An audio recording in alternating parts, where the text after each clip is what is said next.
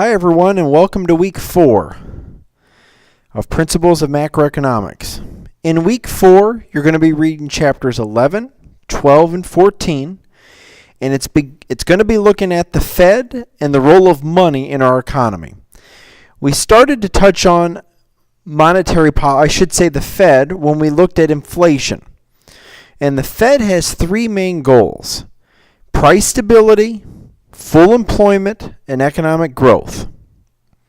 So for this week, in week 4, money, the banking system, and financial markets will be explained. The side of the economy that provides yet another tool which the government can influence economic activity, which would be monetary policy. Chapter 11 starts by exploring money. Money consists of why people hold it, where it comes from. You're going to look at 3 characteristics of money. Money is used as a medium of exchange, store of value,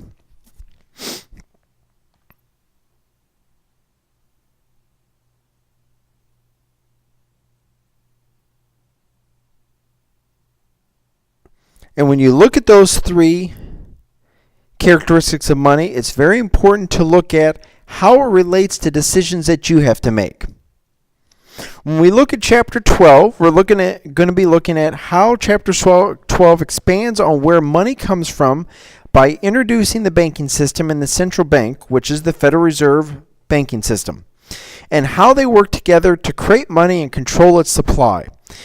The Fed controlling the money supply is very important to the level of interest rates in our economy. And you'll notice that all of us are influenced by changes in the interest rate.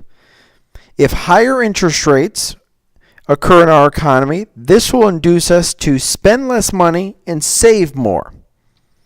However, lower interest rates induce us to spend more money or borrow more money and save less. Chapter 14 is going to examine the theory and practice of monetary policy in the U.S. economy. Monetary and fiscal policies take together, they represent the government's best possibility to influence output, employment, and the price level. So for this week, you're going to have 3 chapters to read, and then a journal and a quiz. For discussion number 1, you're going to look at the Federal Reserve banking policy during 2007-2008 recession. So from 2007 to 2010, the Fed used many practices that had never been seen from the Central Bank of the United States. To discuss the sum of the actions the Fed took during that period, such as how were the Fed's lending practice changed during this time? So how did they change the way they lended money during that time compared to previous times?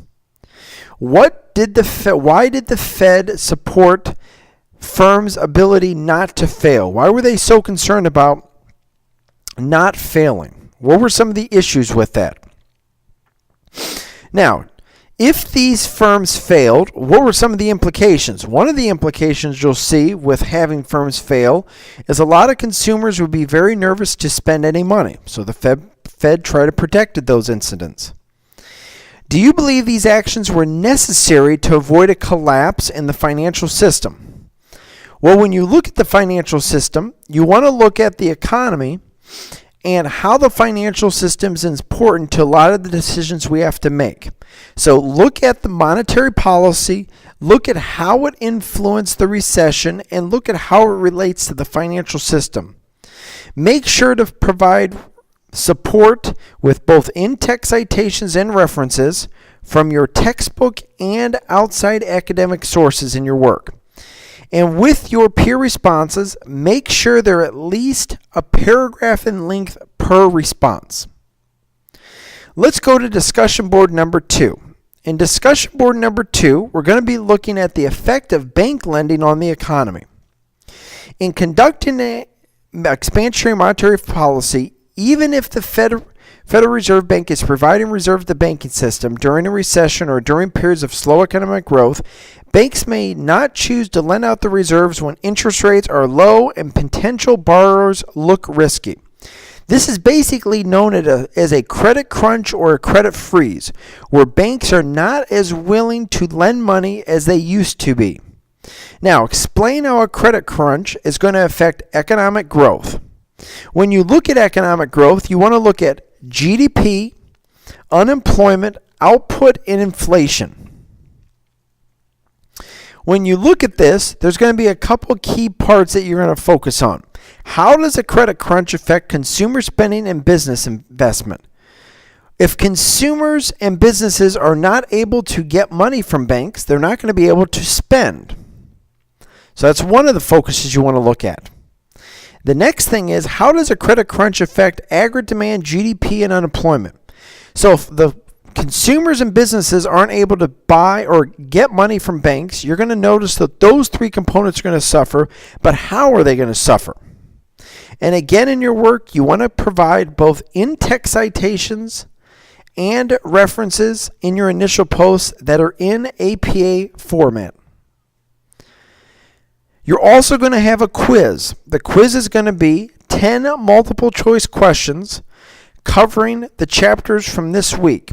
The chapters for this week that we're looking at are 11, 12, and 14 that are dealing with the Fed. And please note that you only have one attempt at the quiz. So when you start the quiz, that's your one attempt. And the last thing you have is a journal. And in this journal, you're going to reflect on government participation in the economy. Now that you've completed the sections on both fiscal and monetary policy, reflect on what you have studied about the role of the government in the economy and tools to influence economic activity. Now, the tools that we're looking at is looking at government regulation, fiscal policy, and monetary policy. Describe what ideas regarding the effectiveness of government policies have changed since week 1. So look at various fiscal policies and monetary policies and maybe measure their effectiveness in our economy. Maybe the pros and cons of using fiscal or monetary policy. That would be important to evaluate in your work. And also make sure for week 4 that you turn in all your work in on time, as no late work is accepted in the course. If you have any questions, you're more than willing to send it to me through email. I'm more than willing to pre-grade any of your work, and I look forward to your participation in week 4.